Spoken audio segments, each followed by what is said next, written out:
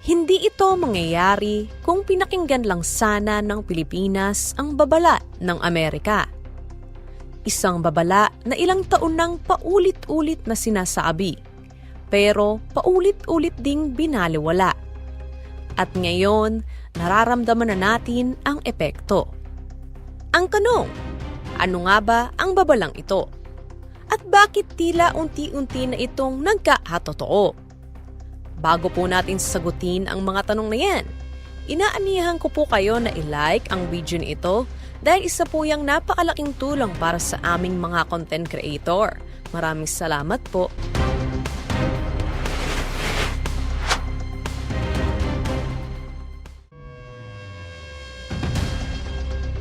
Noong April 2012, nagsimula ang tensyon sa pagitan ng mga barko ng Pilipinas at China sa pinagtatalunang Scarborough Shoal. Sa panahong yun, nagbabala mismo si dating US President Barack Obama sa kanyang pahayag ukol sa South China Sea. Anya, if the Philippines allows unchecked encroachment in its waters, it may lose more than territory. It may lose control. Sa madaling salita, kung ahayaan ng Pilipinas ang patuloy na panghimasok ng China, maaaring mawala hindi lang ang teritoryo nito, kundi pati ang kontrol sa sariling dagat nito. Sa kabila ng mga babalang ito, nanatiling happy ang mga Pilipino. May naniniwala na sapat ang diplomasya at may naniniwalang hindi mangyayari ang pinangangambahan ng Amerika. Ngunit habang nag-aalangan ang bansa, may mga barkong unti-unti nang pumapasok, mga istrukturang tahimik nang itinatayo, at mga bahura o reef na dahan-dahan nang naglalaho. Mula 2013 hanggang 2016, nagsagawa ang China ng malawakang reclamation sa West Philippine Sea. Ang mga dating tahimik na bahura ay ginawang artipisyal na isla. May paliparan, mga gusali at radar tower. Muli, nagbigay ng babala ang Amerika. Ayon kay Pentagon Press Secretary Peter Cook, China is militarizing the South China Sea at a pace faster than expected. This rapid buildup poses a direct challenge to peace and the rule-based order we all depend on. Ngunit sa Pilipinas, nanatiling mahinahon ang tugon. Mas pinili ng ilan ang diplomatikong pakikitungo. Umaasang ang kabaitan ay magdadala ng kapayapaan. Sa kalaunan, naging malinaw na ang mga islang ito ay hindi lamang para sa ekonomiya, kundi bahagi ng mas malalim na estratehiya ng China sa rehiyon. Pinili ng Pilipinas na tahimik na idulog sa korte ang issue sa pamamagitan ng arbitration case sa The Hague. Noong July 2016, nanalo ang Pilipinas sa kaso at idiniklara ng Permanent Court of Arbitration na walang legal na batayan ang 9-dash line ng China. Isang napakalaking tagumpay, hindi lang para sa Pilipinas, kundi para sa buong rehiyon. Ngunit sa taong ding yon, nanalo bilang bagong Pangulo ng Republika ng Pilipinas si dating Pangulong Rodrigo Duterte, na naging kilala sa kanyang naibang polisiya. Sa halip na igiit agad ang desisyon ng korte, pinili ng kanyang administrasyon ang independent foreign policy. Sa kanyang pagbisita sa Beijing noong October 2016, sinabi niya mismo sa harap ni President Xi Jinping, America has lost. I've realigned myself in your ideological flow. And maybe I will also go to Russia to talk to Putin and tell him that there are three of us against the world: China, Philippines, and Russia. It's the only way. Sa halip na girian, umusbong ang diplomatikong paglapit sa China. Sa ilalim ng termino ni Pangulong Duterte, ipinatigil pansamantala ang ilang joint patrols kasama ang US Navy. Napigilan ang ilang EDCA projects o Enhanced Defense Cooperation Agreement at binigyang diin ang friendship loans at infrastructure promises mula sa Beijing. Ngunit ayon sa mga eksperto, sa kabila ng mga pangakong ito, kaunti lamang ang aktwal na proyekto ang natupad.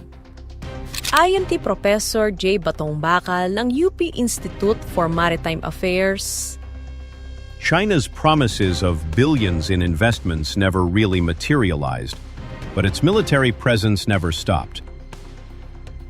habang abala ang mundo sa pandemya, nagpatuloy ang aktibidad ng China sa West Philippine Sea.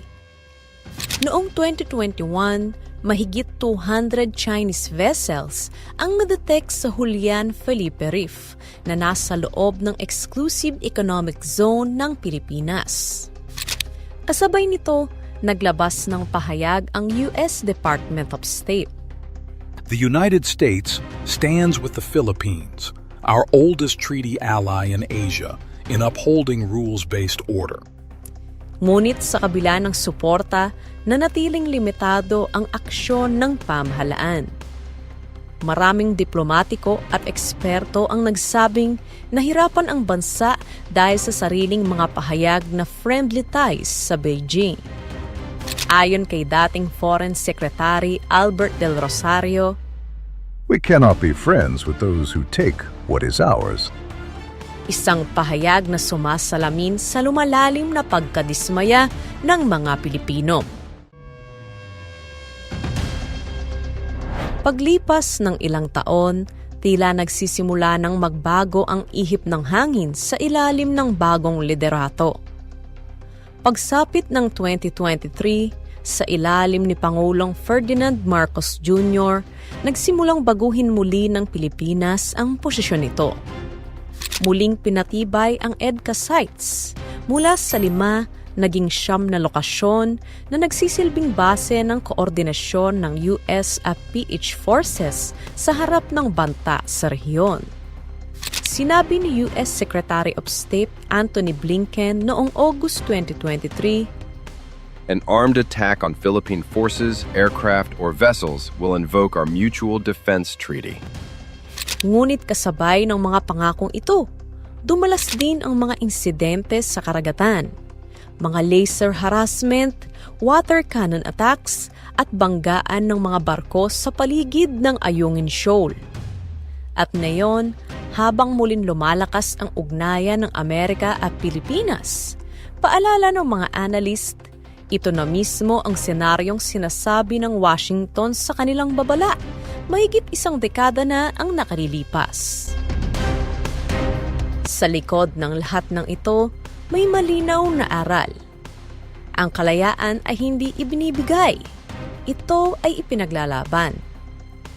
Ayon kay Dr. Kurt Campbell, Deputy Secretary of State ng Amerika, Philippine defense strategy now revolves around deterrence through partnerships, a lesson learned from years of neglect. ang dating bansang umaasa lamang sa tulong, ngayon ay natututo ng tumindig sa sarili. Kasabay ng mga kaalyadong may parehong adhikain, ang mapanatili ang kapayapaan at karapatan sa rehiyon. Ngayon, sa ilalim ng modernisasyon ng AFP at ng lumalakas na ugnayan sa mga bansa tulad ng Japan at Australia, unti-unti nang nababawi ng Pilipinas ang dignidad at posisyon nito sa karagatan. Kasabay nito, dumarami ang mga kabataang Pilipinong nagnanais tumulong sa pagtatanggol sa bayan. Mga inhinyero, siyentipiko at sundalong unti-unti nang nagigising ang diwang makabayan. Ang lahat ng ito, ang mga banggaan, ang mga nawalang isla, ang mga pangakong hindi natupad, ay hindi sana nangyari kung pinakinggan lamang ng Pilipinas ang babala ng Amerika. Ngunit marahil, kinailangan muna itong mangyari para madising ang bansa sa katotohanang ang tunay na kalayaan ay hindi nadadaan sa diplomasya, kundi sa pagkakaisa at paninindigan. At ngayon, habang muli nating hinaharap ang malalaking alon ng Asya, isang tanong ang nananatili. Matuto na kaya ang Pilipinas? O mauulit na naman ang parehong pagkakamali sa nakaraan? Panahon lang ang makapagsasabi. Ngayon, oras na para marinig ang boses mo, katropa. Sa tingin mo, nararapat lang ba na pumanig ang Pilipinas sa Amerika kaysa sa China? O mas makabubuti kung tatayo ang bansa sa sarili nitong mga paa? I-comment lang ang iyong opinion sa comment section below. Para sa iba pang mga interesanteng balita at dokumentaryo, mag-subscribe na sa ating YouTube channel. Maaari mo ring i-follow ang ating official Facebook page, facebook.com/theceboph. Maraming salamat sa panonood and see you next time.